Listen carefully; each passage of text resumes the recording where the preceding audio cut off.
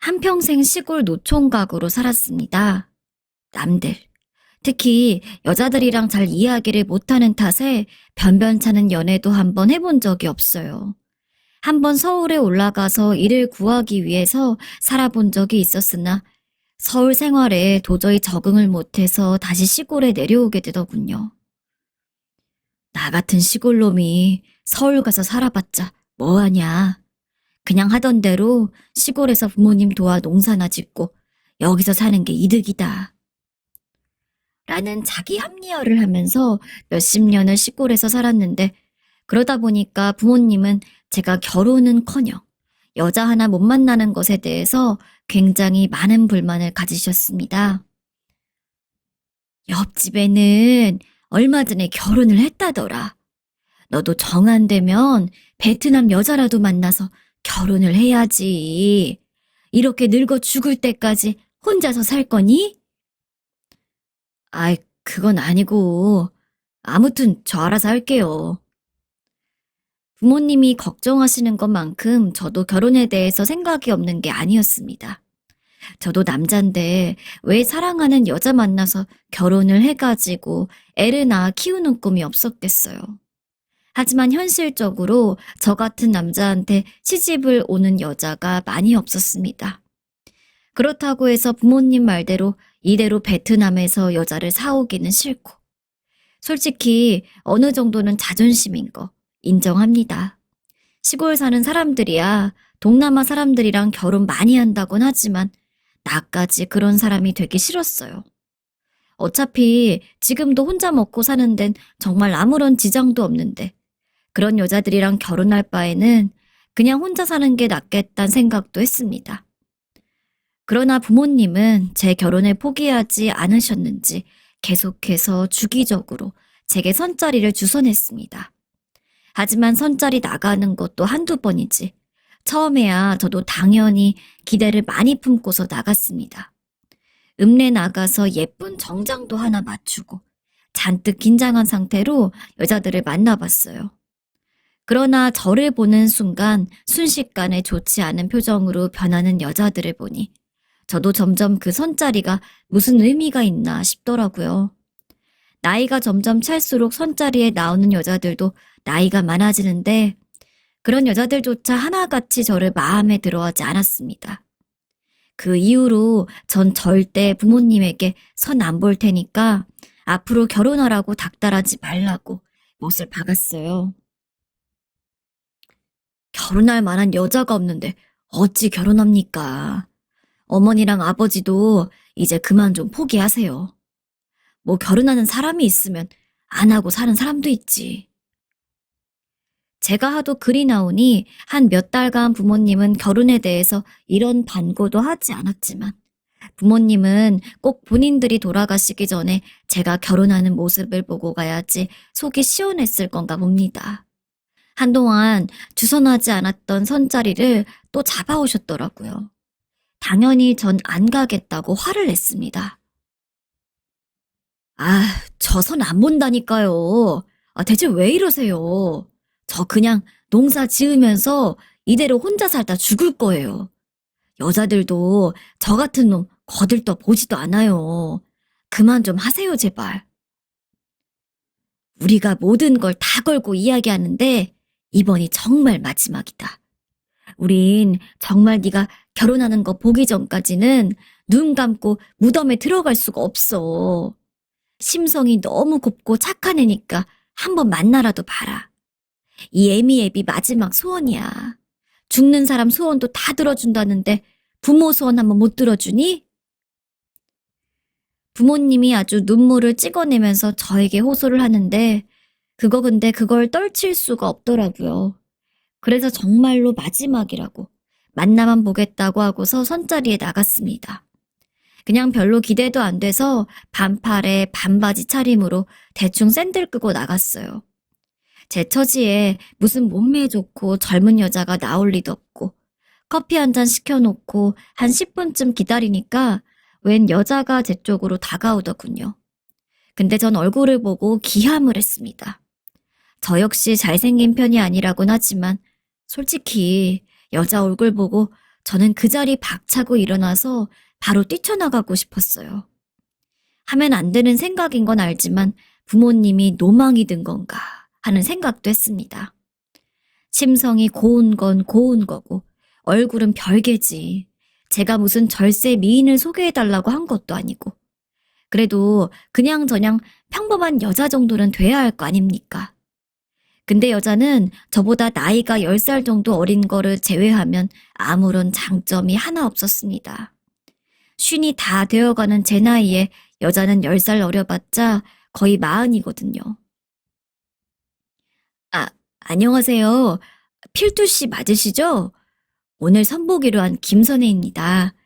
사진보다 실물이 훨씬 더 남자답고 듬직하게 생기셨네요. 아, 네. 진짜 부모님이 주선한 선이었으니까 아무 말도 안 하고 그 자리에 앉아 있었지. 만약에 친구 녀석이었으면 그놈이랑 끝장을 봤을 겁니다.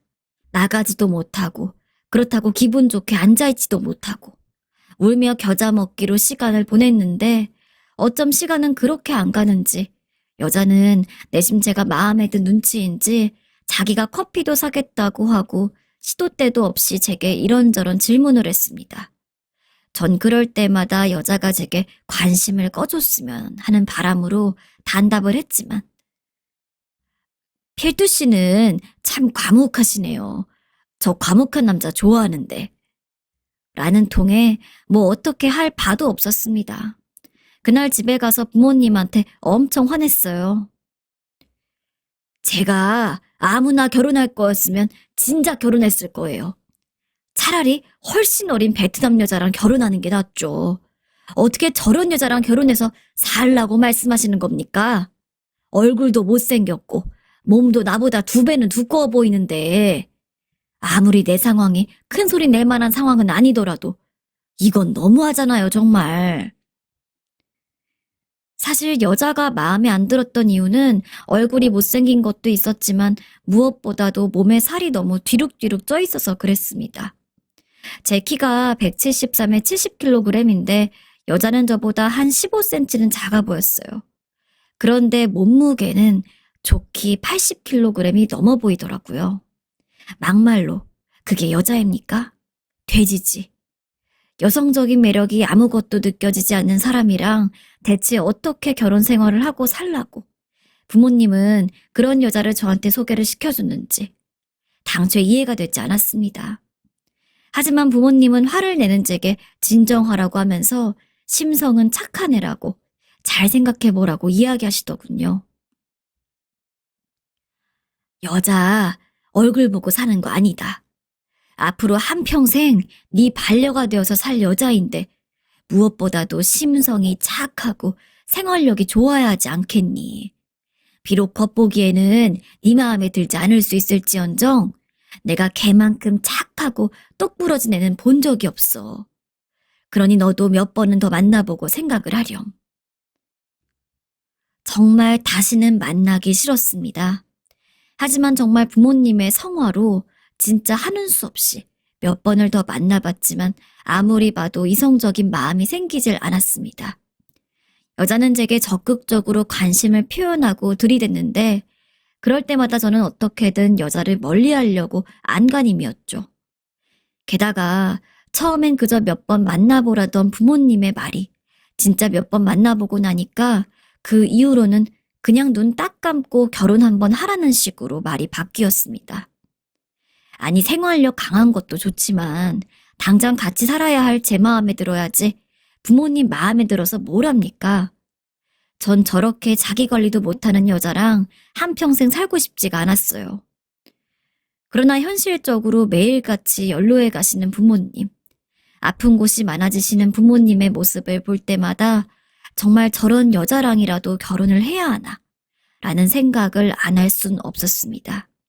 결혼에 대해서 진지하게 고민할 때마다 어찌나 자괴감이 드는지 술을 잔뜩 마셨어요. 아무리 내가 쉰이 다 되는 나이라곤 하지만 어떻게 저렇게 못생긴 여자랑 결혼을 해야 할지 모르겠는데 한편으로는 부모님 말씀대로 더 늦기 전에 결혼을 해서 가정을 꾸리는 게 안정적이긴 할 수 있을 것 같다는 마음도 들고 흔들리는 저를 알았는지 부모님은 제 결혼 성사에 열심이셨습니다. 진짜 마음 하나만큼은 너무 착한 아이다. 막상 살아보면 저런 애 없다는 거 확실하게 알 수 있을 거야. 네가 어린 나이면 내가 이렇게 결혼하라고 이야기도 안 해. 너도 알잖니. 자식 이기는 부모 없다고도 하지만 반대로 부모 이기는 자식도 없는 것 같습니다. 결국 저는 결혼을 어느 정도 마음에 두고서 그 여자를 한 3번 정도 만나봤어요. 부모님은 이미 충분히 만나봤으면 됐지 뭘 또 만나냐고 그러긴 했지만 그때야 솔직히 결혼을 할 생각이 없던 상태로 봐왔던 거라 대충 만나왔고 지금은 이제 저도 결혼에 대해서 진지하게 생각을 하고 있으니까 구체적으로 그 여자가 어떤 사람인지를 알 필요가 있었습니다. 확실히 그런 마음을 가지고 만나보니 여자는 여러모로 똑부러지기도 하고 부모님 말씀대로 살림 하나는 정말 제대로 할 것 같았어요. 아주 오래전부터 부모님이 바빠가지고 집안일을 하는 게 습관화가 되어 있어요. 동생들도 돌봐야 했고 하니까 익숙하네요. 그래서인지 뭐 하나를 사도 엄청 잘 알더라고요. 집안일을 하는 모습을 본 적은 없지만 이야기를 들어보면 그런 쪽에서도 확실히 익숙하고. 그래, 얼굴만 보고 사는 것도 아닌데 저 정도면 괜찮은 여자가 아닐까? 좋은 점도 발견했고 결혼에 대해서 어느 정도 긍정적인 마음도 있었지만 실제로 결혼을 하기까지는 저는 좀 더 준비가 필요했습니다. 그래서 애써 그 여자의 장점만을 생각하고 겉으로 보이는 단점은 최대한 생각하지 않으려고 했던 것 같습니다. 제 자신에게 계속해서 그 여자에 대한 좋은 점을 주입했어요. 실제로 그 여자도 마음은 참 예쁘고 착한 것 같고 결혼을 하게 되면 확실히 제 쪽에서도 실보단 득이 많을 것 같은 사람이었습니다. 그렇게 전 그 여자와 만남 아닌 만남을 가진 지 한두 달 정도 만에 결혼을 확실히 마음먹게 되었습니다. 솔직히 잘 사는 서울 사람들처럼 크게 식을 올릴 돈은 없고 그냥 농촌에서 가족이랑 동네 사람들 모아서 조촐하게 결혼식을 올렸는데 저희 부모님 그날 하루 종일 우시더라고요. 드디어 내 아들이 장가를 가는구나. 드디어. 이제 죽어도 우린 여한이 없다. 아유, 어머니, 뭐 그런 말씀까지 그렇게 좋으세요? 좋다마다 당연하지. 세기야, 우리 애랑 결혼해줘서 고맙다. 시애미가 잘해줄게. 아니에요, 어머님. 저야말로 이 사람이 제 남편이어서 너무 감사하고 행복해요. 제가 잘 모실게요. 나름대로 화기애애한 분위기에 오가는 대화를 보니 부모님 돌아가시기 전에 큰 효도나 하나 했다고 생각하며 뿌듯해했습니다. 딱히 신혼 생활이랄 것도 없이 결혼하고 나서 바로 저희 집에서 아내와 같이 살았습니다. 그리고 아내는 그 누구보다도 저희 부모님에게 잘했어요.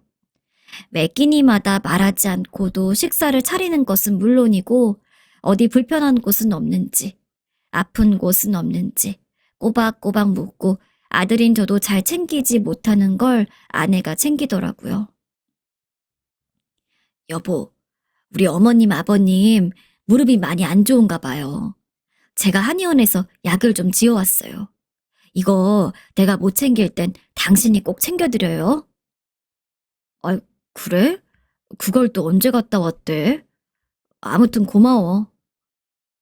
그런 모습을 보다 보니까 예전만큼 얼굴이 못생기고 몸에 살이 찐 게 그렇게 눈에 들어오진 않았습니다.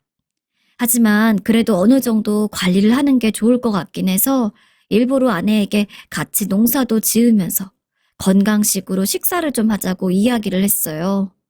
근데 다른 쪽에는 참 똑부러지고 의지도 강한 아내가 살을 빼는 쪽으론 의지가 없는지 무슨 고봉밥으로 3그릇을 먹더라고요.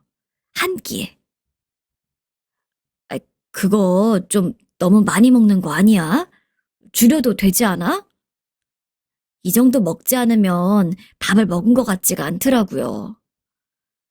애써 좋은 말로 밥 먹는 양을 좀 줄여보라고 이야기를 해도 눈치도 없는지 아내는 허허실실 웃으면서 이 정도는 먹어야 배가 찬다고 하는데 그거 참 밥그릇을 뺏을 수도 없고 먹는 걸로 치사하게 뭐라 할 수도 없고 진짜 다 괜찮았는데 식사하는 모습만 보면 정이 뚝뚝 떨어졌습니다. 솔직히 저렇게 먹으니까 그렇게 살이 찐다는 생각밖에 안 들었어요. 친구 놈들한테 하소연도 해봤지만 친구 놈들도 제 아내 살림력을 알아서 그런지 야, 그래도 그런 와이프가 어딨냐? 아내가 집안일만 잘하면 되지. 너 같은 놈이랑 결혼해준 것만으로도 넌 재수씨 업고 다녀야 돼. 라며 제가 너무 많은 걸 바란다는 투로 말하니 어디 가서 이야기할 수도 없고 하루하루 스트레스가 너무 많이 쌓여갔습니다. 그러다가 언제인진 기억이 안 나는데 제가 어느 날 술에 취해가지고 집에 들어와서는 아내한테 살을 좀 빼라고 구박을 했나 봅니다. 나 오늘부터 살 한번 제대로 빼볼게요. 당신이 실망하지 않도록 나를 위해서도요. 응? 갑자기 그게 무슨 말이야? 당신 기억 안 나요? 어젯밤에. 아내 말로는 제가 거나하게 취해서 걷지도 못하는 상황이었고 그래가지고 아내가 부축을 해서는 방에 들어왔답니다. 그런데 누워서 잠을 자는 것 같던 제가 갑자기 벌떡 일어나서는 아내에게 삿대질을 하면서 당신 그렇게 한평생 돼지로 살 거야? 무슨 놈의 여자가 밥을 3그릇이나 먹어. 그게 말이 돼? 좋게 돌려 말해도 알아먹지도 못하고. 라고 소리친 다음에 벌렁 드러누워 잤다고 합니다. 전 아무리 생각해도 기억이 안 나는데 말이죠. 술에 취해 속마음이 나와버린 거죠. 근데 아내는 그게 내심 충격이 컸나 봅니다. 그런 말을 한 제가 미우면서도 한편으로는 본인도 본인이 살이 많이 쪄 있는 것을 알기 때문에 얼마나 심했으면 남편이 그렇게까지 술에 취해 들어와선 이야기할 정도인가 하고 많이 곱씹어 봤다고 해요. 그러다가 결국 자기도 건강을 위해서 살을 빼는 게 낫다는 결론이 났고 그 길에 저에게 살을 빼겠다고 선언을 하게 된 거였죠. 아내에게 미안하기도 하고 조금 머쓱하긴 했지만 그래도 아내가 본인의 심각성을 알고 있다니 다행이긴 했습니다. 근데 그렇다고 해도 사실 별 기대는 안 했어요. 아내 말로는 어렸을 때부터 한 번도 말랐던 적이 없다고 했습니다. 아내네 부모님은 무조건 건강하고 튼튼한 게 최고라면서 아내가 뭘 먹든 얼마나 먹든 말리지 않았고 그래서 아내는 어렸을 때부터 늘 통통한 체형을 유지하면서 살았던 데다가 성인이 돼서는 통통을 넘어서 언제나 뚱뚱했다고 했거든요. 근데 아내는 정말 하루하루 조금씩 달라지는 모습을 보였습니다.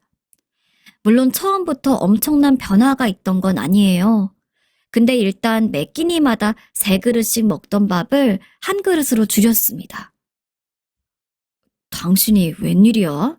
맨날 고봉밥으로 3그릇 안 먹으면 성에 안 찬다고 하던 여자가. 나 이제 다이어트 하기로 했잖아요. 일단 밥 먹는 것부터 줄여야죠. 저 마음 단단히 먹었어요. 지켜봐 주세요. 완전히 변할 거니까. 근데 이건 당신보단 나를 위해서 하는 거예요.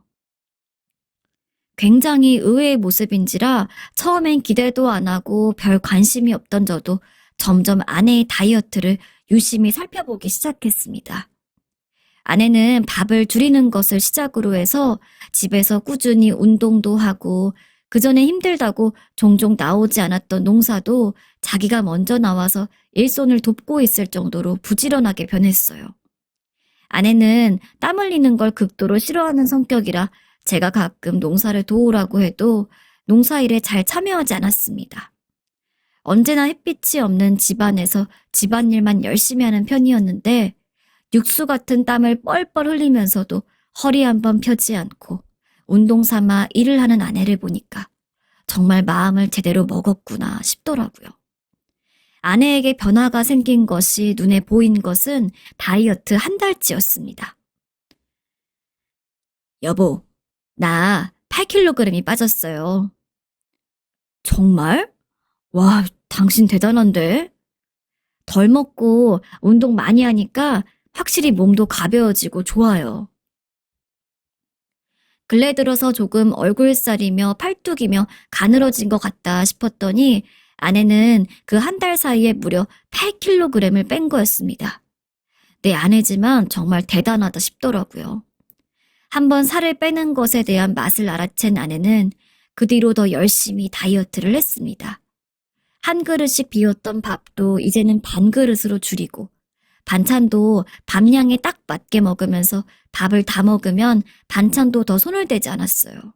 이전엔 세 그릇이 되는 밥을 다 먹어도 반찬이 너무 맛있다면서 계속 젓가락질을 하던 아내였거든요. 그렇게 아내는 한 달, 두 달, 세 달 다이어트를 이어갔고 그 기간이 무려 1년이었습니다. 1년 새 아내는 놀라울 만큼 많이 변했어요. 저도 정말 입이 떡 벌어질 정도였습니다. 과거에 아내 보고 못생겼다, 몸매가 별로다 라고 이야기를 했던 것이 무색할 정도로 아내는 어지간한 젊은 여자들보다 날씬하게 변했습니다. 아내가 1년 사이에 뺀 살이 몇 킬로인지 아시나요? 무려 40kg였습니다. 나중에 다이어트가 끝나고 나서 알게 된 건데 아내는 저와 만났을 당시 85kg였다고 해요. 근데 1년 사이에 45kg가 된 거였죠. 거의 무슨 TV에 나오는 연예인들 몸매였습니다. 여기가 시골 동네긴 해도 아마 서울에 간다고 아내만한 사람이 많이 있을 거라곤 생각이 안 들어요. 게다가 아내가 안 긁은 복권이었는지 몸매가 좋아진 것도 모자라서 얼굴까지 정말 미치도록 아름다워졌습니다. 이전엔 살 안에 이목구비가 다 파묻혀 있어서 아무리 봐도 예쁜 얼굴로는 절대 봐줄 수가 없었는데 사실 원래는 눈도 크고 코도 오똑하고 그랬는지 살을 빼고 나니까 이목구비가 완전히 다 드러나는데 절대 결혼한 여자처럼 안 보일 정도였어요. 솔직히 이런 말 하면 저보고 나쁜 놈이라고 하실 분들이 있을 것 같은데 아내가 그렇게 달라지니까 저도 아내를 더 사랑하게 되더라고요. 아무리 성격이 좋고 그래도 외적인 게 참 중요하지 않겠습니까? 게다가 아내는 다이어트한 뒤로도 그걸 유지하겠다고 다시 이전처럼 막 먹거나 그러지도 않았습니다. 사실 결혼하고 한동안은 아이 생각이 없었는데 아내가 그렇게 보기 좋게 바뀌니까 자연스럽게 아이에 대한 이야기도 나누게 되었습니다. 아내나 저나 더 늦기 전에 아들이든 딸이든 하나는 있어야 했으니까요. 그래서 아내가 다이어트에 성공한 후 1년 뒤 저희는 아들도 하나 가지게 되었습니다. 그렇게까지 되니까 정말 더 바랄 게 없더라고요. 네 아내 어쩌다 저렇게 용됐냐? 정말 부럽다. 그지? 부럽지 자식들. 동네 친구들은 확 바뀐 제 아내를 보고 놀라면서 언제나 제게 부럽다는 말을 일삼았고 전 그럴 때마다 콧대가 하늘 높이 올라갔습니다. 저희 동네에서 제 아내만큼 아름다운 여자가 없었어요. 게다가 아내도 예뻐지고 나서 본인도 무언가 자신감이 생긴 모양이었습니다. 인스타인가 뭔가 무슨 사람들 많이 하는 SNS 같은 걸 시작했는데 아내가 다이어트를 하면서 예뻐지다 보니 아내 사진을 보고 자극받아 다이어트하는 사람들이 많이 늘어나서 그 이후부터 아내는 SNS로 다이어트에 관련된 물건을 팔고 그랬나 봅니다. 여보, 저 이번에 수익 난 거 들어왔어요. 당신도 한번 봐봐요. 저 잘했죠? 제 다이어트 전후 사진을 본 사람들이 구매해줬어요. 그리고 다이어트 업체들에서도 광고해달라고 연락이 많이 와요. 어? 당신에게 광고를? 전 아내가 보여준 통장을 보고 깜짝 놀랐습니다. 아내는 물건을 판 지 한 달 만에 무려 3천만 원이란 수익을 얻었거든요. 농사랑은 방식 자체가 다르긴 했지만 사실 버는 돈만 따지면 이제는 아내가 저보다 더 돈을 잘 벌고 있을 지경이었습니다. 아내는 완연한 중년이긴 했지만 이제서라도 이런 즐거움을 알게 된 게 너무 좋다면서 매일같이 운동을 하고 사진도 찍고 SNS를 통해서 물건을 팔면서 시간을 보냈어요.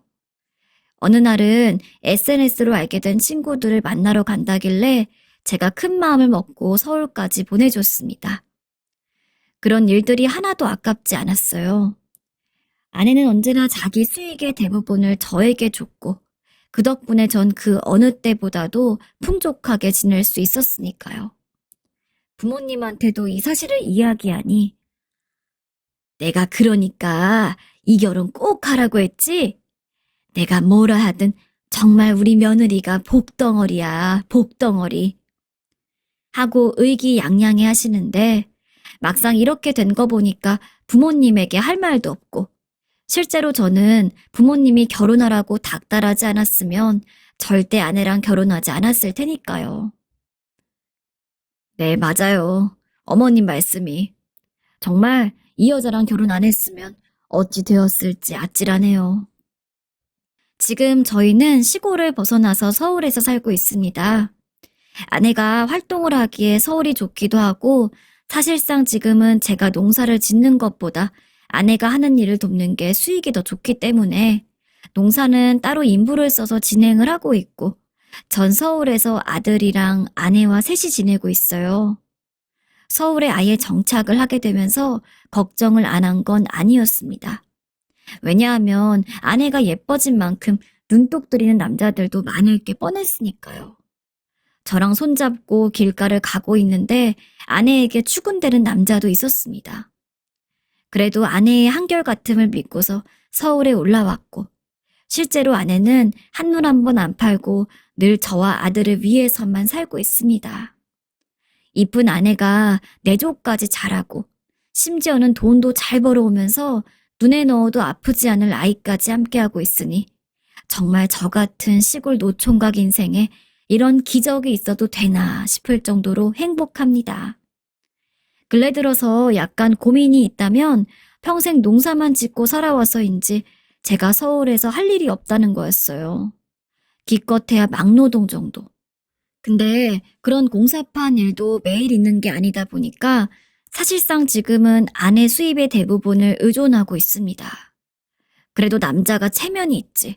맨날 아내에게 의존해선 안 되기 때문에 뭐라도 하려고 하는데 이 나이 먹고 내가 서울에서 뭘 할 수 있을지. 아내는 저한테 당신은 너무 신경 쓰지 마요. 어차피 돈은 내가 벌고 있는데 무슨 상관이에요. 라곤 하지만 제 자존심이 이 상황을 그냥 두고 볼 수가 없습니다.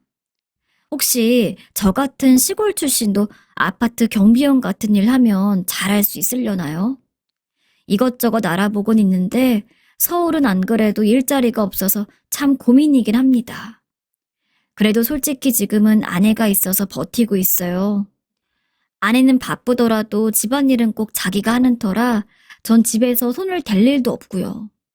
친구놈들은 저한테 행복한 고민이라면서 구박을 하는데 고민하는 건 진심일지언정 어느 정도는 행복한 고민인 것도 맞는 것 같습니다.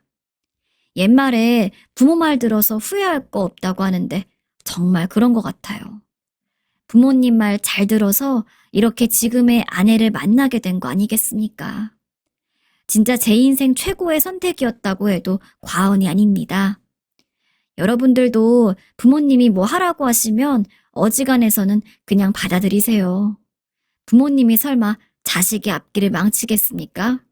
몇십 년을 더 산 어른의 안목으로 봤을 때 분명 그게 자식에게 득이 되는 길이기 때문에 고집하는 겁니다. 네, 첫 번째 이야기 잘 들으셨나요? 그렇다면 감상평 많이 부탁드릴게요. 자, 이제 두 번째 사연인데요. 두 번째 사연은 며느리에게 호된 씹사리를 시킨 시어머니도 아닌 시아버지에게 친정아빠가 나타나서 진정한 참교육을 시켜주셨다고 합니다. 제 속이 다 시원한데요. 끝까지 들어주시기를 부탁드리며 시작해 볼게요. 안녕하세요. 전 사실 결혼하기 전부터 그렇게 살면 안 된다는 반대 의견을 무척 많이 듣게 되었는데요. 이게 무슨 소리냐면 시댁 건물 안에서 신혼집을 꾸려 다 같이 함께 산다고 하니 다들 그렇게 말리는 거예요. 저보고 제정신이야. 아무리 각자 다른 집에 산다지만 합가나 다름없다며 후회할 거라고들 했거든요.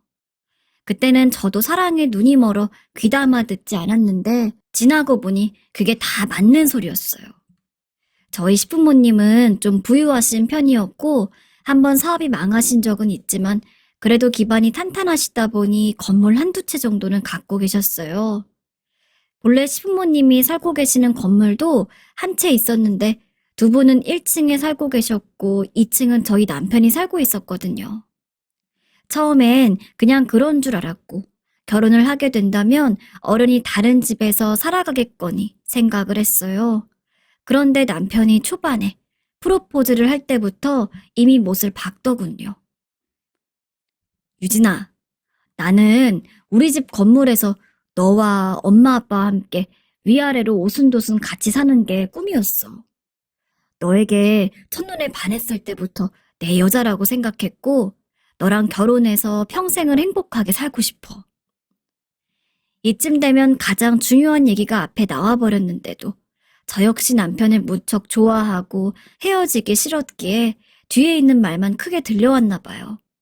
그저 결혼하잔 얘기, 내 여자란 말들에만 신경이 온전히 쏠려버렸고 그 앞에 살짝 흘리듯 지나간 부모님과의 이야기는 대충 들었던 것입니다. 그렇게 우리는 결혼해서 2층에 신혼집을 꾸리게 되었고 바로 아래층에는 부모님들께서 살고 계셨어요. 그 위쪽으로는 사무실이나 다른 곳들 세를 주었기 때문에 사실상 올라갈 일은 거의 없었고요. 사실 가깝다고 해도 각자의 생활이 있는데 뭐 그리 자주 보겠나 싶었지만 신혼여행을 다녀온 뒤부터 그게 아주 큰 오산이라는 것을 알게 되었어요. 글쎄 어머니는 그래도 저희 집에 별로 오시지 않았지만 아버님께서 그렇게 아침마다 초인종을 누르시는 겁니다. 그것도 바로 나가지 않으면 몇 번이나 연속해서 눌러대셨고요. 아, 왜 빨리 안 나와보는 거야? 문 얼른 열어라. 전 처음에 이 소리에 너무 놀래서 후다닥 뛰어나갔었는데 이게 며칠씩 반복되며 일상생활이 되다 보니 별 중요한 일도 아닌데 아버님이 올라오신다는 걸 알게 되었어요. 오셔서 그렇게 우리 집 소파에 털썩 걸쳐 앉으셔선 TV를 보시는 게 아니겠어요? 이제 막 신혼생활을 시작한 아들네 부부집에 아침 8시에서 8시 반 사이에 꼭 들리시더라고요. 아버님은 다른 건물에서 부동산을 하고 계셨고 거기에 직원도 있기 때문에 보통 낮에 1시쯤 출근하신다고 알고 있었어요. 그러면 본인 집에서 식사하시고 좀 계시다가 가시면 될 텐데 그렇게 우리 집에 올라오셔서는 제가 해주는 밥이며 간식을 받아야겠다고 앉아 계시는 거였어요. 처음에 남편도 상당히 당황했지만 그 시간과 맞물려 남편은 출근을 하다 보니 황급히 나가느라 제대로 상황을 봐주지도 못했어요. 그러다 보니 남편도 없는 제 집에 아버님과 멀뚱그레 앉아있어야 하는 것이었고요. 처음엔 그저 어떻게 해야 될지 몰라 멀뚱하니 서 있었는데 그런 저에게 아버님께서 대뜸 호통을 치시더군요. 아, 거기 가만히 있고 뭐해? 얼른 커피라도 내와라. 어른이 있으면 앉으라 말을 해야지 원. 아, 네? 아, 네, 금방 드릴게요. 너는 참 말할 때까지 가만히 잘도 있는다. 이런 게 다 시부모 봉양인 거야. 내가 알려줄 테니 기본부터 다시 다 배워라. 아버님의 말은 어처구니가 없었지만 그럼 저는 놀란 토끼 눈을 하고 뭐가 그때 그렇게 죄를 지었다고 생각했는지 어쩔 줄 모르고 얼른 아버님께 자리에 앉으시라고 소파 자리를 봐드렸어요. 그리고 급하게 주방으로 뛰어와서 커피를 내리면서도 속은 콩닥콩닥 심장이 뛰고 어떻게 해야 될지 모르겠더라고요. 그저 아버님이 무서워서 너무 기가 죽어서 아무 말도 못하고 제가 내간 커피도 쓰다며 짜증을 내시는 아버님께 정말 단 한마디도 못하고 멍청이 서 있기만 했답니다. 그리고 아버님은 그렇게 저를 투명인간 취급하며 TV만 보시기를 몇 시간째 하시고 졸다가 깨서 부동산 전화를 받으셨다가 또 졸다가 하시는 것이었어요. 그런데 사실 저는 결혼하고 잠깐 직장 생활을 쉬다가 다른 직장을 알아볼 생각이었는데 아버님께서 저렇게 맨날 들락거리시니 오롯이 제 쉴 시간도 가질 수 없고 정말 너무 불편하더라고요. 하지만 남편은 본인한테는 아버지이지 저한텐 시아버님이라는 것을 전혀 인지하지 못하나 봅니다. 듣고 얼마나 화가 나던지 생전 처음 남편에게 짜증을 내게 되었어요. 아, 우리 아빠가 오전 내내 와 계신다고? 아빠는 내가 여기 쭉 살았는데도 뭐가 그렇게 궁금해서 오시지? 아마 유진이 네가 너무 예쁘고 보기 좋아서 오시나 봐. 네가 말동무도 해드리고 잘 지내드려. 뭐라고? 그럼 오빠도 주말 내내 우리 엄마 아빠랑 한번 같이 있어 볼 거야? 나 몸 안 좋고 하혈도 하고 해서 병원에서 누워 있으라고 했어. 안 그러면 아기 가지기 어렵다고. 그래서 쉬고 있는 거 알잖아. 아버님 말동무야 바로 아래층에 어머님이 계신데 왜 내가 해드려야 하는 거야? 솔직히 전 이 말을 할 만해서 한 건데 남편은 자기 아버지를 무조건 욕한다고 생각했는지 발끈하더라고요. 전 이때 남편이 좀 새롭게 보이더라고요. 늘상 다정하고 좋은 남자라고 생각했는데 부모님과 연관된 얘기라서 그런지 낯설게 느껴질 정도로 무섭게 받아치더군요. 꼭 그렇게까지 말할 필요가 있어? 우리 아빠를 무슨 짐짝 취급하네. 예뻐해 주시는데 고맙다고 하진 못할 망정. 왜 그렇게 짜증을 내? 너만 아프고 힘들어?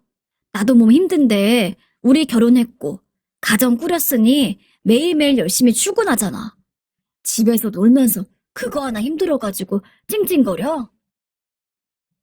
이렇게까지 말하는 남편 모습에 너무 황당해서 할 말을 잃었는데 거기서 남편은 또 바보같이 하면 안 될 행동을 저질러 버렸어요. 아니 글쎄 그 자리에서 아버님께 전화를 거는 거 아니겠어요? 아버지, 우리 집에 자꾸 오신다고 유진이가 힘들다고 하네요. 다음부턴 저 있을 때 주말에만 올라오셔요. 아니면 우리가 내려갈 테니까요. 이러고 전화를 끊어버리는데 정말 얼마나 화가 나던지 뭐 하는 짓이냐고 소리를 지르고 있는데 얼마 안 되어 또 배를 누가 엄청 눌러대고 있는 겁니다. 보나마나 아버님일 것이 뻔했어요. 그대로 문을 열어드렸더니 저를 노려보시곤 제 어깨를 밀치고 바로 안으로 들어가시더라고요. 남편도 씩씩대고 있고 아버님도 벌개진 얼굴로 씩씩대고 있고 아주 부자가 한편이 되어서 저를 소파에 앉혀놓고 가르치려고 이런저런 말들을 해대는데 정말 너무 어이가 없었습니다. 그러던 와중에 열려져 있는 문 사이로 어머니가 뛰어 올라오셨어요. 이쯤 되니 시댁과 왜 최대한 멀게 사는 게 좋다는 건지 뼈저리게 체감이 되더군요. 하지만 그래도 어머니는 조금 이성이 있는 분이셨어요. 아이 참, 여보, 당신은 왜 이렇게 진혼에 들락달락 거리는 거예요? 새애기도 불편하겠어요. 몸도 안 좋고 말이 아니라던데. 날 출근한 사이에 계속 여기 드나든 건 아니죠? 아이고, 새애기 울고 있네. 다들 진짜 왜들 그래요? 어머닌 우리 집에서 큰 소리가 나고 있으니 놀라서 뛰어 올라오셨고 저한테 삿대질을 하는 아버님이나 뒷짐지고 짜증난 얼굴로 있는 남편 그리고 눈물 범벅이 된 제 얼굴을 보고 더 경악을 금치 못하셨던 것 같아요. 일단 어머니가 아버님을 끌고 내려가면서 저희 남편 보고 적당히 하고 잘 화해하라고 하시면서 상황이 마무리되긴 했어요. 하지만 남편은 뭐가 분했는지 아휴, 너 때문에 평안할 날이 없다 진짜 라며 가슴에 비수를 꽂더라고요. 그나마 다행이었던 건 한동안은 어머니께서 뭐라고 단속을 하셨는지 아버님은 조용하셨어요. 올라오시지도 않고 그렇게 신혼 초 거의 3, 4주간을 절 괴롭게 했던 아버님의 방문도 잦아들게 되었어요. 그간 매일 아침 8시 무렵부터 아버님이 부동산에 출근하는 1시 정도까지 커피 내드리고 아침 차려드리고 집이 왜 이렇게 정돈이 안 되었냐고 지적하시는 것 때문에 수시로 청소기를 밀어대고 출출하다셔서 간식 드리고 점심까지 차려드렸던 것에 정말 회의가 들더군요. 심지어 아버님은 입맛도 어찌나 까다로우신지 김치가 짜다. 친정 식구들 입맛이 이렇게들 짜냐 하면서 얼마나 딴지를 거셨는지 몰라요. 아니, 무슨 소금을 뿌렸어? 왜 이리 짠 게야? 아유, 여자가 살림을 잘해야 여자지. 거기다 먼지 좀 봐라. 얘, 이거 쓸면 한 트럭은 나오겠다. 너는 집을 지저분하게 하고 사는 게 취미냐? 그리고 아버님이 한시에 부동산 간다고 나가버리시면 저는 그 뒷모습을 보면서 제발 내일은 안 오시길 속으로 얼마나 빌었는지 몰라요. 아무튼 그건 그거고 남편에게 많이 실망도 하고 속상하긴 했지만 남편과 저는 또 부부로서 살아가야 하니 그냥 억누르며 참기로 했는데요. 얼마 안 가서 아버님은 또다시 저와 크게 대치하게 되었어요. 저희 집에 자주 올 수 없으셔서 그런지 이제는 우리의 출입이나 이런 것들을 사사건건 간섭하시면서 전화를 걸어대시는 거 아니겠어요? 이 무렵쯤 저는 임신을 하게 되어 그 사실을 알렸고 그쯤에 입덧이 생각지도 못하게 너무 심하게 와서 정말 아무것도 못하고 누워 있었어요. 낮에 배달이나 겨우 시켜서 먹을 수밖에 없었는데요. 그런데 아버님은 이게 그렇게 마음에 안 드셨는지 그리고 제가 배달시켜 먹는다는 것을 또 어떻게 알아채셨는지 전화를 걸어오셨더군요.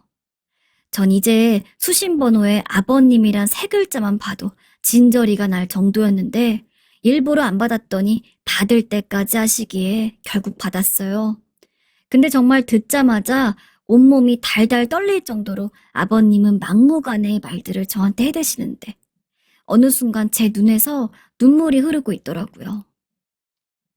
야, 너는 살림을 뭐 그리 개판으로 하고 사는 거야? 옛날 같으면 너 같은 것들은 다 소방 맞았어. 네? 아버님, 그게 무슨 말씀이세요? 너무 황당해서 전 대꾸도 못한 채 멍청이 있었는데 그런 저한테 무슨 따발총 마냥 다다다 쏘아대시더군요. 지금 배달 올라간 거 봤어. 뭘 그렇게 시켜서 처먹고 있어? 대낮부터 말이야. 죽 같은 게 뭐 그리 손이 많이 간다고 네 손으로 해먹을 것이지. 남편이 번 돈을 그렇게 땅에다 버리면서 언제 돈 모아 이런 집을 갔겠냐. 세상 천지에 너같이 사치하는 애는 처음 봤다. 네? 정말 구구절절 어찌나 그렇게 주옥같이 저한테 막말을 퍼부어대시는 건지. 우리 아버님 정말 엄청 자린고비로 살아오셨고 고생을 많이 하셔서 이렇게 부유해지기까지 나름 힘드셨단 얘긴 들었어요. 그런데 임신한 며느리가 입덧이 너무 심해서 웬만한 음식을 못 넘기고 있고 그때그때 땡기는 것이라도 겨우 먹으려는데 요리를 할 수가 없으니 배달을 시킨 거라고요. 이게 그렇게 천지개벽하고 사치를 하니 집을 망치느니 하는 말을 들을 소리인가요? 게다가 우리 집으로 올라가는 배달까지 잡아서 물어보시고 메뉴까지 확인하셨다는 사실이 정말 소름 끼칠 정도였어요. 기가 막혀서 말도 못하고 있는데 아버님은 더 환장할 것 같은 소리를 늘어놓으시더군요. 됐고, 당장 문 열어. 나 지금 올라갈 테니까. 아니 실컷 할 말을 해놓으시고 왜 올라오신다는 건지 이해가 안 갔어요. 전 이런 상태로 아버님을 뵙고 싶지 않았고 문을 열어드리고 싶지 않아서 그냥 그 전화를 받은 채로 움직이지 않고 있었어요. 그런데 아버님은 평소처럼 배를 연신 눌러대시더니 이 건물 저희 층에는 저희 말고 사는 곳이 없어서 그런지 마음 놓고 발로 문을 걷어 차시는 게 아니겠어요? 문을 안 여는 며느리가 괘씸하다며 당장 문 열라고 온 힘을 다해서 현관문을 발로 걷어차내시는데 점점 무섭더라고요. 도저히 안 되겠어서 저도 모르게 순간적으로 저희 친정아빠에게 전화를 걸었어요. 사실 이런 순간에는 남편이 생각나야 하는데 저도 모르게 본능적으로 남편이 도움이 안 될 거란 생각이 들었던 것 같습니다. 아빠, 난데, 무슨 일이야, 우리 딸. 아빠 여기로 좀 와주면 안 될까? 나 너무 무서워. 제 전화를 받은 친정아빠는 너무 기가 막히셨는지 잠깐 말을 잃으셨다가 이내 바로 채비를 챙기시더니 오신다더군요. 아버님은 그렇게 문을 걷어차길 한 20여 분 하시더니 제가 저희 아빠에게 전화를 걸어서 통화를 걸고 있는 순간에도 계속 전화를 거셨는지 문자로도 난리를 치시는 겁니다. 당장 문 열으라고, 버르장머리를 고쳐주겠다고 말이에요. 아무래도 이전에 저희 집 드나들다가 어머니께서 뭐라고 하시니 그때부터 쌓여있던 걸 이번에 잘 걸렸다며 완전히 화풀이를 하시는 모습 같았어요. 이건 진짜 분노 조절 장애도 아니고 뭔지 혼자 집에 있는 며느리를 상대로 이렇게 막말을 하시고 문을 걷어찰 일인가요? 그런데 아버님은 그러다 내려가 버리셨고 한 10여 분쯤 더 지나서 저희 아빠와 엄마께서 헐레벌떡 도착하셨어요. 인터폰으로 확인을 한 후에야 겨우 덜덜 떨리는 손을 다른 한쪽 손으로 부여잡으며 문을 열었고 문 앞에 서서 놀라고 안쓰러운 눈으로 저를 쳐다보는 두 분을 보니 왜 이렇게 눈물이 나면서 기력이 빠지는 걸까요? 전 그대로 엉엉 울면서 스르륵 주저앉았고 엄마는 저를 그대로 부둥켜 안고 말없이 등을 토닥이실 뿐이었습니다. 아빠는 아무 말 없이 그대로 집 안으로 들어섰는데 배달된 음식이 식탁 위에서 그대로 식은 채 뜯기지도 않은 걸 보시고 그리고 완전히 창백하게 얼굴이 굳어버린 제 모습을 보시더니 한숨을 푹푹 쉬더군요. 그리고 입을 떼시는데 아빠의 말에 온갖 서러움이 밀려와서 눈물이 폭발해버렸어요. 유진아, 지금 밥도 제대로 못 먹고 너 이리 와서 밥이라도 먹어라. 아빠가 먹여줄게. 저는 그만 크억 소리를 내면서 엉엉 짐승처럼 울기 시작했고 엄마 눈에 보일 정도로 온몸을 떨어대는 저를 보고 같이 눈물을 지으면서 식탁으로 부축해 주셨어요. 아무 말 없이 엄마가 떠먹여주는 걸 한두 숟갈 입에 넣고 있고 아빠는 제가 아닌 어딘가 허공을 바라보시면서 한참을 굳어 계시는데 그 순간 갑자기 핸드폰 진동이 울렸어요. 순간 저도 모르게 화들짝 놀래서 쳐다보니 여지없이 아버님이란 세 글자가 뜨는 것이었어요. 일그러지는 제 얼굴을 보자마자 아빠가 전화를 낚아채셨고 바로 받으셨어요. 그리고 아주 경직되고 굳은 목소리로 받으시더군요. 여보세요. 사돈어른, 저 유진이 애비입니다. 무슨 일이십니까? 아빠가 대신 받아주셨다는 것에 대해 왠지 모를 안도감과 그러면서도 상황이 더 악화될까봐 겁나는 마음이 휩싸여 전 죽을 입에 넣지도 못하고 그냥 쳐다만 보고 있었어요. 그런데 상황이 어째 이상하게 흘러가는 겁니다. 여기서 이야기하지 말고 다른 데서 만나서 이야기하죠. 저도 할 얘기가 있습니다. 아빠는 아버님께 여기서 이러지 말고 다른 데서 만나자고 뭔가 할 얘기가 있는 듯 말씀을 하시더군요. 이러면 뭔가 다 꼬일 것 같고 어떻게 될지 몰라서 불안한 마음으로 아빠를 말렸지만 전혀 아랑곳 없이 약속 장소를 잡으셨어요. 아버님은 그새 부동산에 가셨던 것인지 그 뒤편 산 쪽에 있는 카페로 오라고 하셨다더군요. 이 와중에 사돈 보고 오라 가라 하는 것도 우리 집을 무시하는 것 같아서 여전히 전 기분이 좋지 않았고 진짜 이런 상황이 계속 이어진다면 내 결혼 생활은 어떻게 하면 좋을지 대책이 서지 않았어요. 그렇게 해서 전 대충 채비를 하고 아빠 엄마와 함께 그 카페로 나가게 되었고 아버님은 나란히 부모님을 대동하고 온 제 모습이 고가우셨는지 이글거리는 눈으로 저를 쳐다보시더군요. 엄마는 계속 아빠 팔을 잡으면서 흥분하지 말고 적당히 얘기하라고 했고 아빠도 그걸 의식해서인지 웬만큼 예의를 차려서 말을 하셨어요. 사돈, 아까 저희가 유진이 집에 가보니 애가 죽도 한술 못 뜨고 있더군요. 뭔가 우리 애한테 불만이 있으신 모양입니다만 그래도 며느리가 임신하고 몸이 안 좋아서 저러고 있는데 좀 지나치신 거 아닙니까? 그러자 아버님은 여지없이 눈을 희번덕하게 뜨시면서 바로 받아치시는데 여기선 정말 저도 못 견디겠더라고요. 그렇게 아빠를 다독이던 엄마도 싸늘하게 눈이 식어버리셨어요. 사돈, 말은 똑바로 하세요. 그게 어디 며느리 집입니까? 내가 우리 아들 해준 우리 아들 집이죠. 여자가 돼가지고 남자 집에 시집을 왔으면 제대로 맞추고 사는 게 세상의 이치예요. 아시겠어요? 어른들이 돼가지고 딸 버릇 하나 제대로 안 잡고 시집 보낸 걸 수치스럽게 여길 것이지. 이렇게 오냐 오냐 하며 죽을 상을 하고 따라다니니 딸 자식이 그 모양이지. 아빠는 결국 이성의 끈이 풀리셨는지 점점 소리가 높아지셨어요. 그럼 입덧하고 있는 며느리가 그깟 돈 10,000원 하는 죽 좀 시켜 먹었다고 그렇게 문을 부서질 듯 발로 차대는 시애비는 정상입니까? 네? 그쪽이야말로 어른이 돼가지고 무슨 추태야 그게. 그러자 아버님은 이 근방이 본인 일하는 구역이라 누가 볼까봐 그제서 신경이 쓰이셨나 봅니다. 잔뜩 남의 눈을 의식하셔가지곤 우리 아빠께 노발대발 소리를 질러대더군요. 뭐라고? 이 양반이 진짜 미쳤나? 말이면 단 줄 알아? 딸 자식 키워가지고 시집 보냈으면 입 닥치고 살 것이지 어디 남자가 계집애처럼 여기저기 들락거리면서 참견을 하고 있어? 그럴 거면 당장 딸 데리고 꺼져. 우리 진호 딸 준단 사람들 널렸어.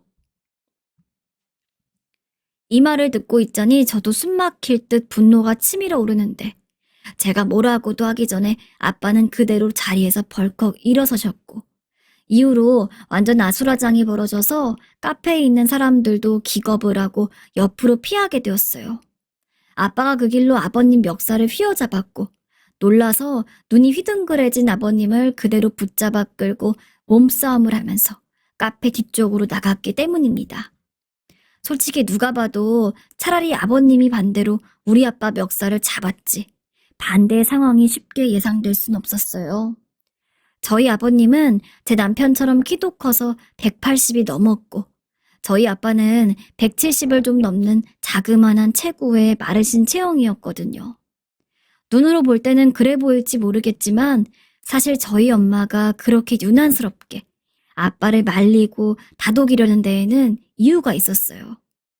아빠가 결혼하기 전엔 꽤나 싸움을 하시던 분이셨고 탄탄한 몸으로 여럿 엎어치는 일들이 많았기 때문에 엄마랑 결혼할 때에도 단단히 약속을 받았다고 들었어요.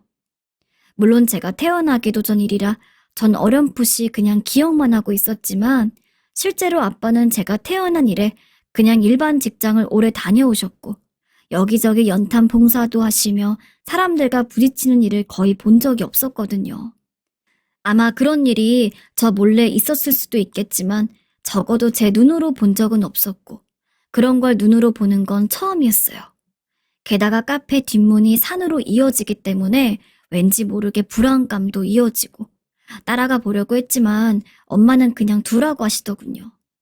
그런데 아무리 그래도 시간이 너무 경과되는 것 같았고 카페 사람들이 우리만 자꾸 쳐다보고 있기에 계속 있을 수도 없어서 나가보았어요. 산책로 위쪽을 한참 타고 올라가 보니 그제서야 아빠가 보였는데 아버님의 모습은 안 보이더군요. 올라가며 계속 눈으로 찾아보니 아빠 무릎 아래쯤에 아버님이 완전히 고꾸라진 채로 엎드려 있는 게 보였어요. 아무리 그래도 이건 아닌 것 같아서 뛰어 올라갔는데 아빠는 여전히 씩씩대면서 뭐라 하고 계시더군요. 윗옷을 완전히 벗어던진 채 아빠 머리도 엉망진창 흐트러진 걸 보니 애지간한 몸싸움이 있었던 게 아닌 것 같았어요. 체구는 작지만 몸이 단단하신 편이고 어디 봉사하러 갈 때에도 쌀이나 연탄들을 훌쩍훌쩍 잘 드러나르시는 아빠였는데 전 그냥 단순히 힘이 세다고만 생각했고 그 이상의 이야기들은 잘 기억하지 못했거든요. 이런 모습을 보고 있으니 그제사 옛날에 엄마가 지나가듯 했던 말이 진짜였나 싶고 너무 황당해서 겨우 그 근처로 걸어가게 되었어요. 내내 긴장한 채로 아무것도 못 먹어서 그런지 몸에 기력이 없었고요. 그런데 가까이 가서 아빠에게 말을 거는 순간 제 목소리를 들은 아버님이 겨우 고개를 드시더니 저한테 겨우 말을 거시더군요.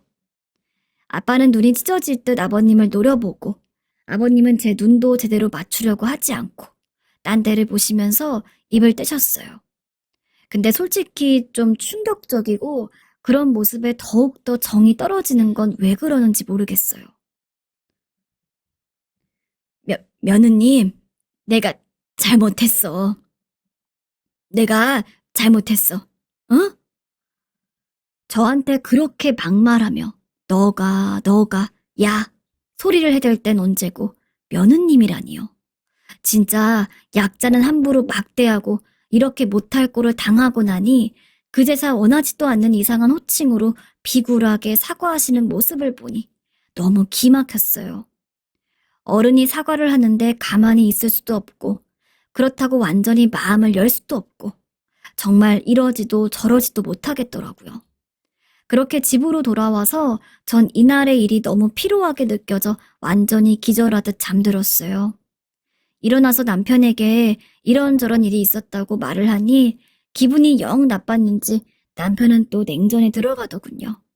저도 그 이상 맞춰주고 싶지 않아서 똑같이 냉전을 유지하는데 아버님은 물론이고 어머니까지 저희에게 연락을 한 달 넘게 하지 않고 없는 듯 지내셔서 좀 놀라웠어요.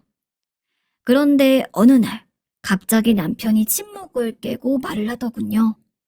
뭔가 체념한 것 같은 말투로 얘기를 하는데 저도 처음에는 놀라서 좀 망설였지만 이내 바로 승낙을 하게 되었어요. 중요하게 할 말이 있는데 사실 나도 한편으론 이게 낫지 않을까 생각은 하고 있었는데 아빠가 먼저 말씀을 하시네. 저기 전세자금 대주신다고. 우리들 다른 곳으로 이사가서 살면 어떻겠냐고 하셔. 이 얘기 듣고 제가 아쉬울 게 뭐가 있겠어요. 전 남편의 생각이 어떤지 조금 궁금할 뿐이었어요. 그런데 남편도 신혼 초에 제 임신에 부모님과의 분쟁이 자꾸 불거지고 싸우게 되니 나름대로 피곤했던 모양이더군요. 그냥 나도 가운데서 너무 피곤하고 아빠가 먼저 말 꺼냈을 때 빨리 진행하는 게 어떨까 싶어. 그만 싸우고 싶다. 남편도 직접적으로 제 편을 들어준 적은 한 번도 없고 맨날 자기 아버지 편에서 얘기했지만 사실 중재 역할을 제대로 할 수 없고 아기까지 생겼는데 본인도 여러모로 머리가 아팠던 것 같더군요. 우린 그대로 상황을 진행하게 되어서 다른 지역으로 이사를 가게 되었고 임신 중에 이사를 하는 게 조금 피곤하긴 했지만 마음은 하나도 힘들지 않고 속으로 쾌거를 부르고 싶었어요. 그렇게 해서 곧 아기 출산을 앞두고 아주 편안한 상태로 지내고 있고 남편과는 시댁 문제가 이제 더 이상 엮이지 않아서 그런지 무난하게 잘 지내고 있어요. 서로 부모님 관련된 문제가 엮이니 그렇게 예민할 수밖에 없었나 보다 싶어서 그냥 남편은 그런 대로 이해하고 있지만 아버님 얼굴은 정말 두 번 다시 보고 싶지 않습니다. 그 이후로 모든 연락은 끊어졌고 중요한 얘기도 남편을 통해서 가끔 들어오지 저랑은 거의 접점이 없어요. 저희 아빠도 그 이후로는 별 말이 없으시고요. 이제 전 완전히 아버님 그늘에서 벗어나서 요즘에야말로 가정을 꾸린 느낌을 맛보고 있어요. 스트레스가 너무 심했던 때라 그때에는 유산기가 있다는 말도 들어서 너무 겁이 났었는데 감사하게도 안정적으로 출산을 기다리고 있답니다. 이후로는 부디 좋은 일들만 있기를 기대해 봅니다. 네, 이제 드디어 마지막 사연인데요. 마지막 사연 개인적으로 좀 씁쓸했는데요. 왜 돈 앞에서 형제 사이도 없고 가족이 무너지는 경우 주변에서 많이들 보잖아요. 이번 사연이 그렇습니다. 이걸 목격하신 시어머니께서 단단히 조치를 취하셨는데요. 자, 어떤 이야기인지 함께 들어볼게요. 요즘 6, 70대 세대들에게 있어서 가장 슬픈 말이 뭔지 아시나요? 바로 부모를 제일 마지막으로 모시는 세대이자 자식들로부터 가장 첫 번째로 버려지는 세대라고 하더라고요. 듣고 보니 그게 정말 맞는 것 같아요.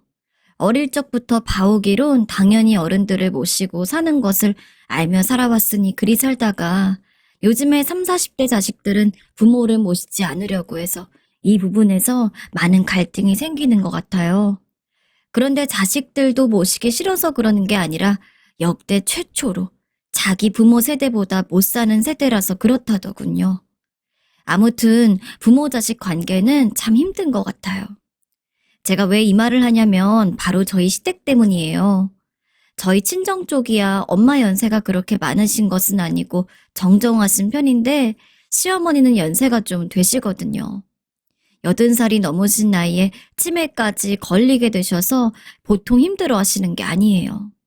오형제 중에 둘째로 태어난 저희 남편을 낳으시고 어머니는 그때 좀 고생을 하셨는데요.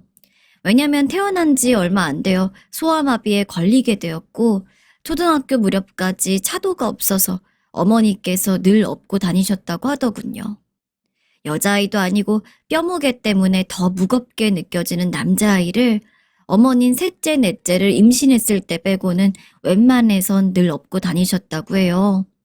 그게 얼마나 힘드셨을지 저 역시 아들 둘을 키우고 있지만 정말 엄두가 안 나더라고요. 그 당시에 소아마비라고 하면 다들 기를 쓰고 어떻게든 낫게 하려고 했고 그럼에도 불구하고 뾰족한 수가 딱히 없던 때라서 모두 힘든 시기를 보냈던 것 같아요. 아버님께서는 남편이 20살쯤 될 무렵에 돌아가셨기 때문에 이후에 형제들을 키워내는 것은 정말 어머니 혼자서 무척 고생을 하시며 입을 거 못 입고 먹을 거 못 먹어가면서 힘들게 먹여 살리셨더라고요. 하지만 대부분 공부 머리가 있어서 그런지 큰아주버님은 의사가 되기까지 끝까지 밀어두셨나 봐요. 그리고 다른 서방님들도 마찬가지로 선생님이나 공무원을 하고 계시니까 결과적으로 아들들 직업도 자리를 잡을 때까지 어머니께서 무진 수고를 하신 것이고요. 본인이 80살을 넘어가면서 치매 판정을 받으실 때까지 웬만하면 스스로 일처리를 하시고 직접 자식들 집에 다니기도 하셨어요. 그런데 정말 몸이 약해지셔서 힘들게 되시다 보니 그때부턴 자식들이 번갈아 가면서 어머니 시중을 들어드려야 했는데요. 저희 집도 사실 어머니 댁에서 가까운 것은 아니나 80이 넘은 어르신이 그렇게 집에서 혼자 생활을 하고 있다는 게 마음에 걸려서 곧잘 찾아뵙곤 했답니다.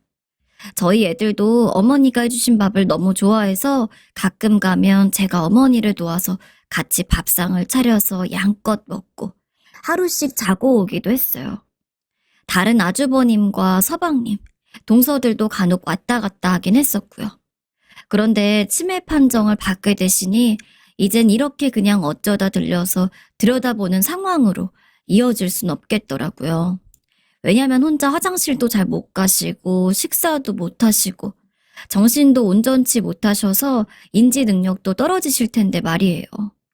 가뜩이나 저희가 가끔 찾아뵐 때도 손떨림이 심하시다든지 여러 가지 좀 자잘한 병들이 있으셔서 약들도 엄청나게 챙겨드리고 왔거든요. 이쯤 되면 이제 자식들 사이에서 누군가는 어머니를 전담해서 케어할 필요가 있었어요. 큰아주버님은 의사라 아주 바쁘셨고 형님 역시 직장을 다니고 있어서 그런지 쉽사리 결정을 못 하시더라고요. 다른 서방님들도 마찬가지로 부부가 둘 다 교사여서 힘들거나 지방으로 쉽게 발령이 나는 직장을 갖고 있기도 하다 보니 선뜻 손을 들지 못하고 계셨어요. 저희 남편은 그 와중에 그나마 좀 자유로운 직업이긴 한데 이 중 유일하게 스스로 조그만 사업을 하고 있기 때문에 본인이 어느 정도 케어가 가능하긴 했어요. 그리고 전 집에서 재택근무를 하고 있는데 예전 회사에서 일거리를 조금 주시기 때문에 그 정도만 해서 용돈벌이를 하고 있는 수준이었거든요. 아무리 봐도 사정상 저희 부부가 케어하는 게 그나마 부담이 덜하긴 하겠더라고요. 하지만 저도 약간은 쉽게 결심이 서지 않았어요. 어머니를 모시는 자체가 문제는 아닌데 내가 모시는 동안 지치지 않고 감정 조절을 하면서 잘 지낼 수 있을지 쉽게 답이 안 나오더라고요. 남편이 몇 번이나 저를 쳐다보는데 제가 쉽게 결정을 못 내려서 그런지 따로 저를 불러다가 말을 하더라고요. 근데 남편 말을 듣고 보니 참 너무 안쓰럽기도 하고 아무래도 결정을 하는 게 맞을 것 같았어요. 여보, 우리 엄마 나 어릴 때 업고 면일을 걸어 다니면서 고생을 했어. 저렇게 허리 굽고 무릎뼈가 다 나가고 한 건 오영재 나 키우느라 고생하신 것도 있지만 아마 나 때문일 거야. 내가 계속 중간중간 와서 돌볼 테니 당신이 나 좀 이해해주면 안 될까? 우리 어머니가 없었다면 지금의 나는 없었을 거야. 당신도 알잖아. 내가 얼마나 고생했는지. 그렇다고 해서 자식들도 다 있는데 어머니를 요양원에 모실 수도 없잖아. 이런 말해서 미안해 여보. 남편은 저에게 있어서 정말 더없이 좋은 사람이었어요. 처음에 우리 집에 이사 왔을 때 제 동생들은 다리를 덜뚝이는 예비 형부를 보고 좀 놀라긴 했지만 성품 좋고 성실한 모습을 보면서 언니가 행복했으면 좋겠다며 무척 마음에 들어 했어요. 그렇다고 우리 가족에 엄청 잘하거나 그런 건 아니지만 저렇게 불편한 몸으로 누구보다 열심히 일을 하면서 처자식 먹여 살리겠다고 애를 쓰고 친정에 무슨 일이 있을 때마다 남편은 늘 말없이 응원해주고 도와주려 했었거든요. 그런 묵직한 모습들을 알아서 그런지 저희 친정 엄마나 여동생들도 사돈어른이 그리 되어서 어떡하냐며 제가 조금 고생하는 게 맞지 않겠냐고 하더라고요. 저 역시 남편의 힘들어하는 모습을 보니 마음이 좋지 않았고 내 남편을 낳아주신 어머니가 저렇게 어려운 지경에 계시는데 모시는 게 맞겠다는 생각이 들었어요. 어렵사리 결정을 내리게 되었고 어머니의 짐과 각종 정리할 것들을 처리한 뒤에 저희 집으로 모셔오게 되었답니다. 아이들이 아직 어린 편이었기 때문에 형제끼리 같은 방을 쓰는 것은 무리가 아니었고 일단 어머니께 안쪽 방을 내드리고 그곳에서 머무르시겠어요. 웬만하면 재택근무 중인 제가 어머니를 돌봐드리면 될 일이었고 치매이시긴 하지만 집에서 그렇게 뭔가를 힘들게 하시는 건 아니었거든요. 좀 더 상황을 지켜보다가 더 확장되어진다면 그때 가서 전문 간병인을 쓴다든지 요양원에 가신다든지 등의 계획을 세우기로 했고요. 저 혼자 밀착해서 같이 있다면 크게 문제가 없는 상태였기 때문에 비교적 편안한 마음을 갖고 어머니와 같이 살아가게 되었어요. 그러다 보니 어느덧 1, 2년의 시간이 지나고 5년이 지나고 8년의 세월까지 훌쩍 넘어오게 된 것 같아요. 사실 그 집에서 어머니와 함께 살기 시작했을 때에는 저희 부부방과 어머니께 드린 작은 방, 아들 둘이 쓰던 조금 넓은 방과 거실까지 해서 아주 빽빽하게 지냈는데요. 남편의 사업이 조금씩 안정세를 찾아가면서 다른 집으로 이사를 하게 되었어요.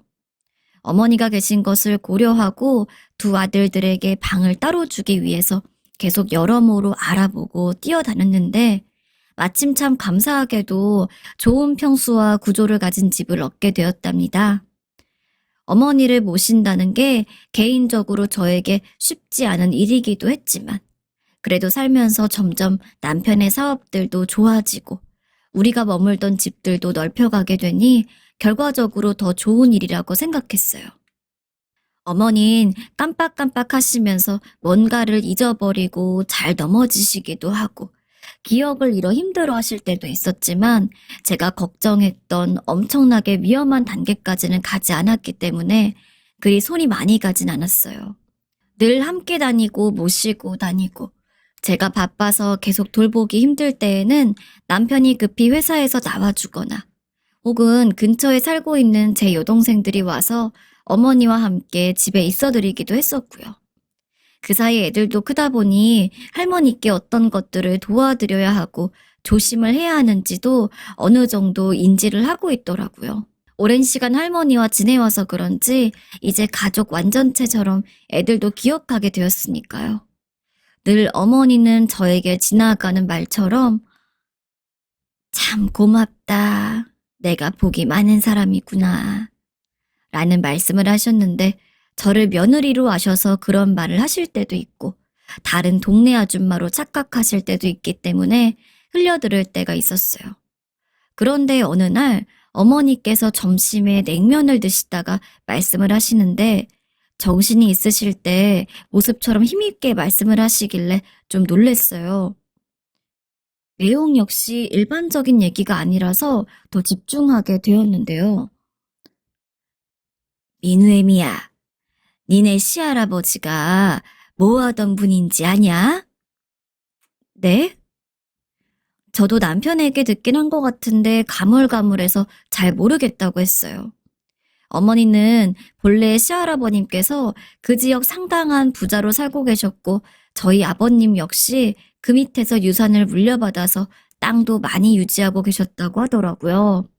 돌아가실 때 어머니께 그걸 부탁하셨는데 나름 그걸로 먹고 살 수 있는데도 불구하고 본인의 노력으로 더 재산을 불려가셨다고 해요. 그러고 보니 남편이 어렸을 적부터 성장하기까지 엄청나게 여유가 있진 않았다고 들었거든요. 이후에도 어머니는 간간히 큰 등록금이 들고 자식들 공부를 시키며 뭔가를 지원해 줄 때에만 그것들을 쓰셨고 그 외에는 절약하고 사셨던 것 같아요. 근데 그 말씀을 하시면서 갑자기 저를 보시더니 좀 당황스러운 말씀을 하시더라고요. 내가 그걸 받아서 갖고 있는데 그걸 니네에게 주고 싶어. 아마 니네 시아버지도 그렇게 해주길 바랄 거다. 대략 이야기를 들어보니 꽤 엄청난 땅 규모인 것 같아서 그게 어느 정도 되는지 잘 실감도 안 되고 형제가 5이나 되다 보니 저도 그렇게 확 와닿진 않았어요. 그냥 어머니가 우리에게 고마워하시는구나 그 정도로만 생각하고 말게 되었는데요. 치매 환자니까 그게 거짓이라고도 생각을 했었던 것 같아요. 근데 그러던 어느 날 명절 때 우리 집으로 다들 모이게 되었어요. 어머니가 치매로 우리 집에 계신 지도 오래되었고 기존 시댁을 정리하고 나서부터 매번 우리 집으로 모여 경조사를 치르게 되었거든요. 이 무렵쯤에는 집도 이사해서 좀 더 크고 여유 있어졌기 때문에 가족들이 드나드는 것도 편히 맞을 수 있게 되었어요. 시간차를 두고 아주버님과 서방님들, 그리고 형님 동서들이 각각 도착하고 조카들도 오게 되었어요. 전 분주하게 음식을 해서 차리고 있고 이후에 늦게 온 동서들도 함께 도와서 상을 준비하게 되었는데요. 다 같이 밥을 먹고 있고 다들 이렇게 아프신 어머니가 안쓰러우면서도 지금껏 잘 버텨내고 계신 게 기쁘다는 반응이었어요. 근데 그러는 사이 어머니께서 젓가락을 내려놓으시면서 웅얼웅얼 말씀을 하시더라고요. 저도 옆에서 잡채를 먹고 있던 중이라 그냥 지나치려고 했는데 계속 반복해서 말씀하시기에 다들 집중하게 되었어요.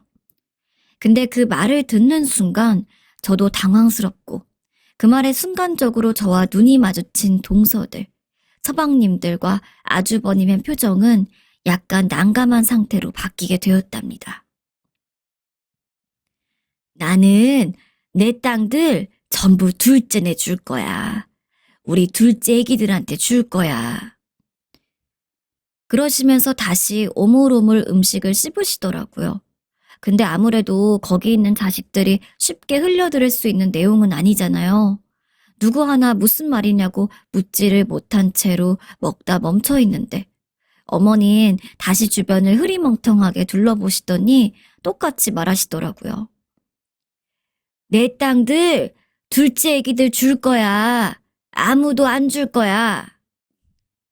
이렇게 말이 왔다 갔다 하다 보니 일단 우리는 그냥 먹긴 했지만 그때 잠깐 느꼈던 축축한 긴장감은 꽤 여운이 길었어요. 저나 남편 둘 다 어느 하나 먼저 이 얘기를 꺼내지 않은 상태로 그렇게 시간은 흘러갔고 명절 식사를 마친 뒤 각각 다들 집으로 돌아가셨는데요. 한두월 달쯤 지나서 갑자기 큰아주버님께서 연락도 없이 저희 집에 찾아오셨더라고요. 그것도 형님과 함께 말입니다. 저도 너무 놀라면서 맞게 되었어요. 어머, 무슨 일이세요, 아주버님, 형님? 그러자 두 분은 쑥스러운 듯 웃으면서 현관으로 들어오시는데 빈손으로 오기 뭐해서 들고 왔다며 선물 세트를 주시더라고요. 워낙 저희 집에 오실 때마다 이런 칠해를 잘 하시던 분들이라서 저도 감사히 받긴 했지만 연락 없이 너무 갑작스레 오신 것이라서 조금 당황스러웠어요. 두 분은 들어오시더니 어머니 방에 가서 먼저 인사를 드리시곤 다시 거실로 나오시더라고요. 그래서 저와 남편은 같이 마주 앉아 왜 그러시나 했는데 아주버님이 늦게 말을 시작하시더라고요. 그간 경철이며 재수 씨도 너무 고생이 많았고 내가 워낙 일이 바쁘고 이 사람도 일하다 보니 너무 오랜 세월 장남으로서 책임을 못 다한 것 같더라고. 애들도 이제 커서 중학생이 되었는데 집도 좀 넓게 쓰면서 공부도 해야 되고 아픈 할머니랑 같이 사는 것도 다들 힘들지 않겠어? 요 근래 이 사람도 일을 그만둔 상태였고 겸사겸사해서 우리가 어머니를 모시는 게 어떨까 해.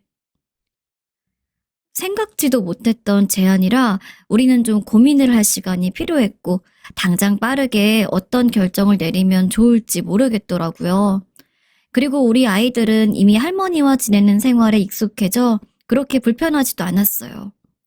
하지만 듣고 보니 형님도 이제 집에 계시다고 하고 아주버님도 장남으로서 소임을 다하고 싶다고 하시는데 거절할 이유도 없어 보이긴 했었어요. 이런 일을 미리 전화로 말씀하셨으면 저희도 생각해본 뒤 따로 준비라도 했을 텐데 너무 갑작스럽게 오셔서 용건을 말씀하시고 바로 모셔간다고 하니까 조금 놀랍긴 하더라고요. 일단은 저와 남편이 가서 어머니께 설명을 드렸더니 아무런 반응도 없으시고 대답도 잘 안 하시길래 그 다음날 저희가 모셔드린다고 했어요. 그렇게 아주버님과 형님은 집으로 가셨고 다음날 저와 남편은 어머니 짐들을 일단 간단하게 챙겨서 아주버님 댁으로 모셔다 드리게 되었고요. 가는 내내 제가 설명을 좀 해드리긴 했는데 알겠다고 하시는 건지 아니면 어떤 반응이신 건지 도통 알 수가 없더라고요. 어머니는 본격적으로 아주버님 댁에서 생활을 하게 되셨고 간단한 상황들은 제가 전화나 문자를 통해서 전부 형님께 알려드리긴 했는데요.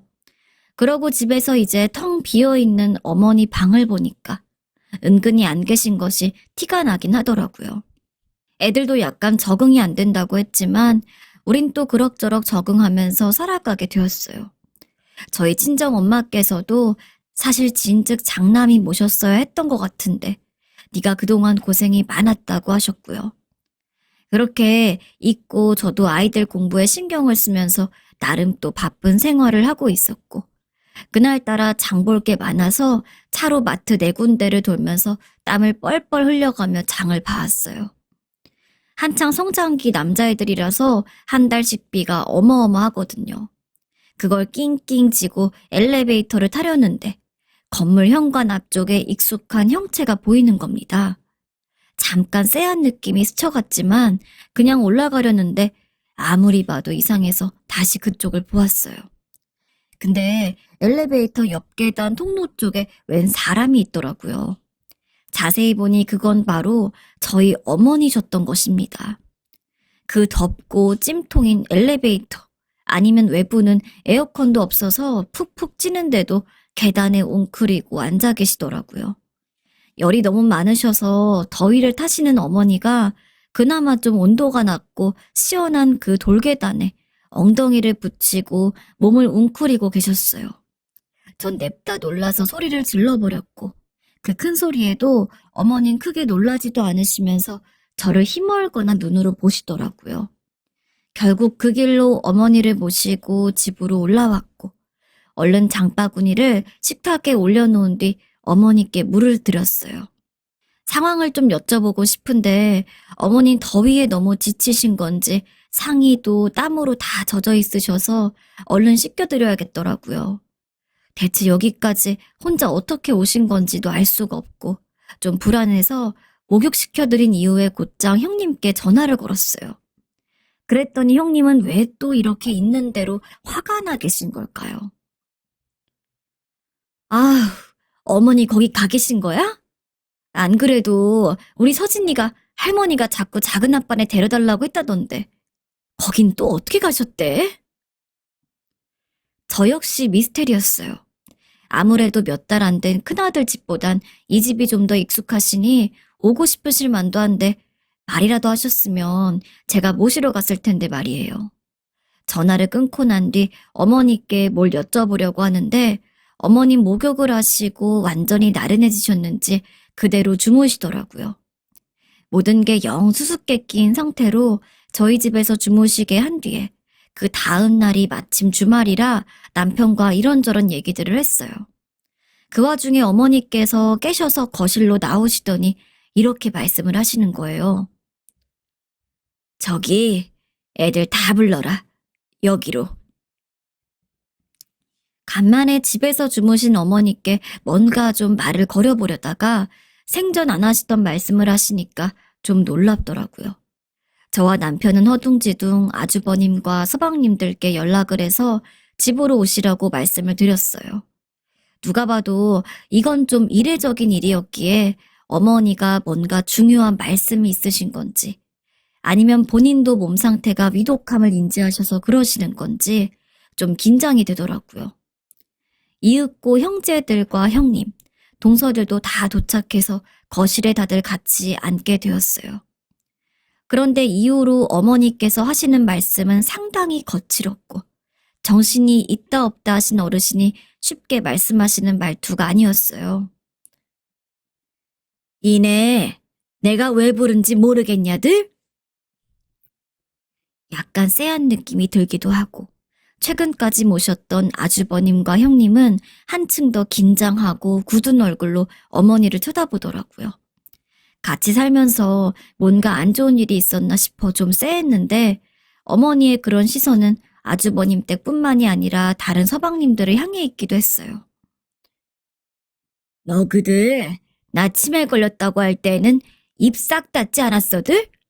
근데 경철이랑 민우애미가 나를 모시고 있어서 내가 땅 준다고 하니까 그게 그렇게 화가 쳐 밀어오르디? 대답들 좀 해봐. 땅 사실 몰랐을 때에는 아무도 나를 데려간다고 안 하더니 땅 있는 거 알고 나니까 그렇게 나를 데려가고 싶든? 왜? 배알이 꼴려서? 뚫린 입으로 대답 좀 해보라고. 본래 저희 어머니는 마냥 양순하고 조용하신 분도 아니셨지만 그래도 저렇게 화를 내시는 모습을 자주 뵌 건 아니었기에 할 말이 없었어요. 그리고 내용을 들어보니까 좀 상황이 심각하기도 하더군요. 전에 어머니께서 명절에 하셨던 말씀에 우리 일동 모두가 긴장하긴 했지만 정작 그 둘째네 당사자였던 우리는 어머니께서 오락가락 하시는 걸 알기 때문에 별로 크게 새겨듣지 않았었어요. 그리고 맹세코 어머니 땅에 대한 얘기도 알지 못했었고요. 그런데 아무래도 우리를 제외한 다른 형제들은 그렇지 않았나 봅니다. 이후로 다들 저희 없이 모여서 어떻게든 어머니 재산 여부를 정확히 알아보려고 친척분들도 만나고 다니고 그러던 사이에 큰아주버님이 자기가 장남이니 본인이 일단 받는 게 맞지 않겠냐고 거기서 또 싸움이 났던 모양이에요. 우리는 아주버님네가 어머니를 모시고 가서 몰랐던 상황이었지만 어머니가 그 집에 머무르시던 몇 달 사이 서방님들도 몇 번이나 와서 싸우고 형만 그렇게 말없이 먼저 선수 쳐서 엄마를 빼가는 게 어딨냐며 난리도 아니었다고 하더군요. 그러면서 적당히 모시고 서로들 모시고 가겠다며 정말 눈을 뜨고 보기 힘든 싸움에 연속들이 이어졌다고 합니다. 우리는 다른 형제들로부터 그 어떤 연락도 받지 못했기 때문에 전혀 상상도 못했던 일이었어요. 이후로 어머니가 말씀을 이으시는데 화가 나신 것도 알겠지만 한편으론 엄마로서, 부모로서 참 안타깝게 들리는 말이었어요. 자식들끼리 싸우면 이 애미 마음이 어떤지 아냐 니들? 그냥 다 붙잡아다가 죽이고 싶어. 낳아놓은 걸 후회하고 나도 따라 죽고 싶을 정도로 된단 말이다. 그것도 하나같이 돈 때문에 이 궁상들인 걸 알고 나니 나같이 불행한 인간이 어딨냐. 이 나이에 망할 병에 걸려가지고 니들이 내 돈 때문에 싸우는 꼬라지까지 봐야겠어? 너그들이 진짜 자식이냐? 아니면 뭐하는 것들이냐?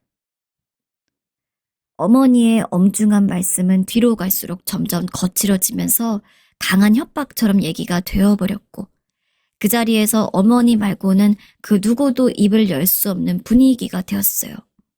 서슬이 퍼렇도록 날카롭게 쏘아붙이시는 어머니를 보니 다들 속으로 무슨 생각을 하던 간에 조용히 있을 수밖에 없겠더군요. 어머니는 그 길로 자식들에게 재산 포기한다는 각서를 쓰라면서 저보고 종이랑 이것저것 갖고 오라고 하시는 거예요.